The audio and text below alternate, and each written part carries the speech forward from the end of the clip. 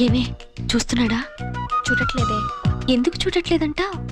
వెళ్ళి అడిగిరానా? నోర్మి.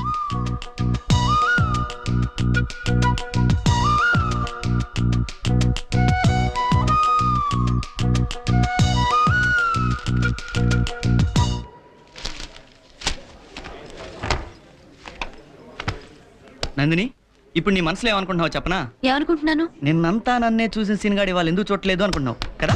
నేనే అలా అనుకోవట్లేదు. మనసులో ఉన్నది బయట పెడుతున్నావు, ఆడపిల్ల వేళ అవుతావులే, నాకు తెలుసు. అలానే అనుకుంటున్నావు. సీను, ఓకే, నేను నిన్ను చూడలేదనేది నిజం.